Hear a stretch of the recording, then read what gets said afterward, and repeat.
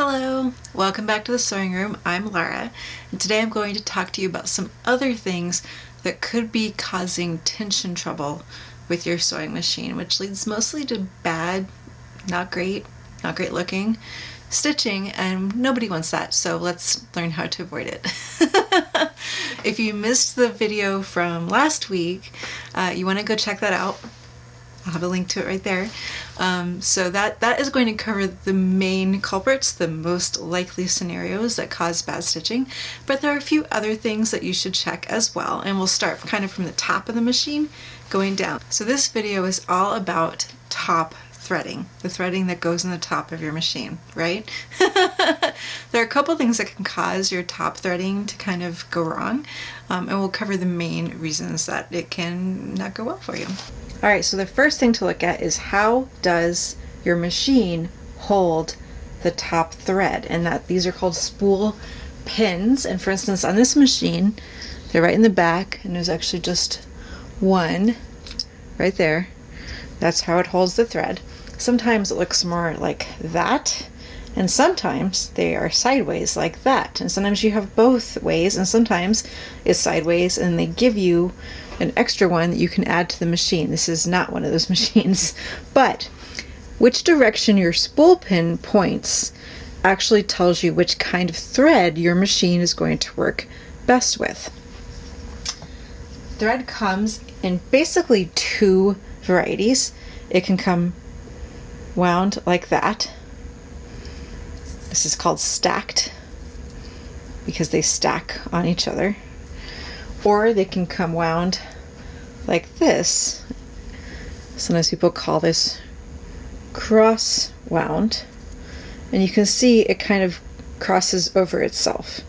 Now in general, cross wound thread will sew better in the horizontal direction, and stacked thread will sew better in the vertical direction.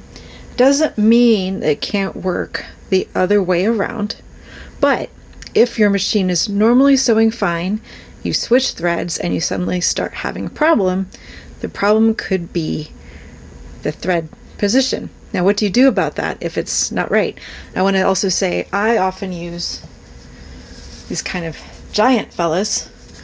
This is not a serger cone, this is just thread on a cone, and you know that because it says the weight of the thread right there, and that it's not serger thread. So what do you do with that? That obviously isn't going to fit very well on the machine. Well, when you have that, your best bet is to use a thread stand, and I have to zoom out because it's so big. Now a thread stand is a great tool to have in your sewing room because they can work with any kind of thread. You can use your big thread.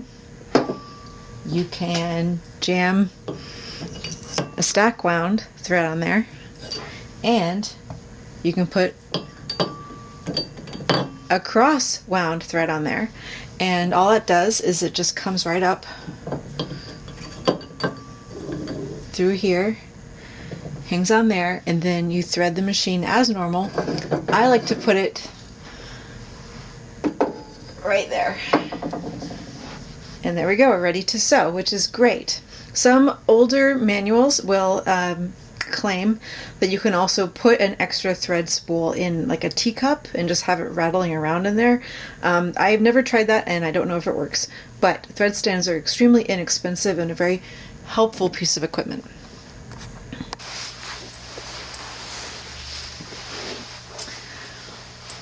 Alright, another thing you can and should check when you are suddenly not getting good stitching is redo your top threading. And this is very easy, and every machine will be a little different, but most machines kind of follow this general path. But very first thing is you want to make sure that the foot on your machine is up whenever you are threading. There, that's non-negotiable pretty much. I mean, I think every machine is that way. You want that foot up because that unlocks the tension in here and allows you to thread completely. So when you're ready to rethread,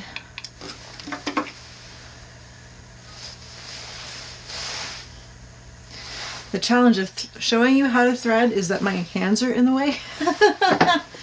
So I'm going to try to show you this. So on this machine, the thread just comes over. I'm in the way. Down around the tensioner.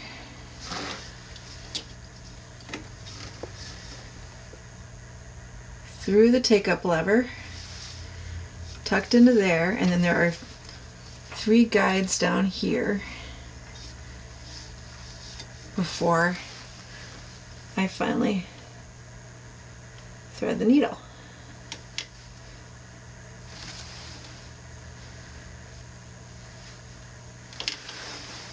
With practice, and when you're not trying to show people on camera, this takes just a second and can often save you lots of other troubleshooting. So make this the next thing you try. After you do the first things from the first video, make sure that your thread is being held the way it likes, and then rethread the top threading. The third thing to check, and not every machine has this, is your presser foot pressure.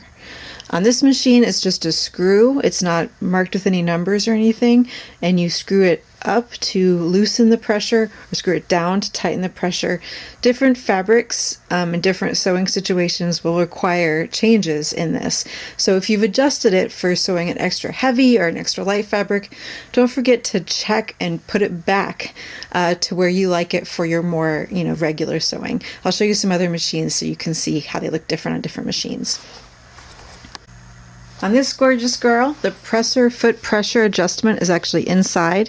You open that, and this is the dial for changing that. And again, not every machine has this, but check your manual because it is a useful thing to be able to change on your machine. All right, and again, I know this is a serger, not a sewing machine, but on this machine, it is right up here, and it has numbers, but you twist it to turn it up or down. And again, this isn't an uncommon design. So, look for that.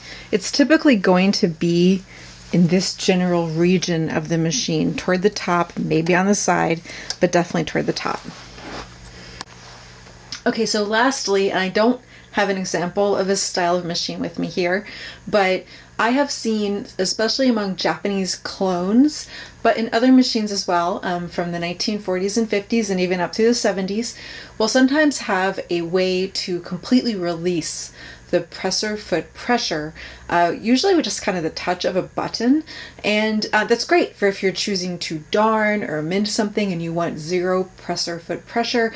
But if you don't want to do that, and you hit it by accident, say when you're moving the machine around, it can be very frustrating to not know why your machine suddenly will not stitch. So keep an eye out for that. And again, I don't have an example, so I will just, happy sewing!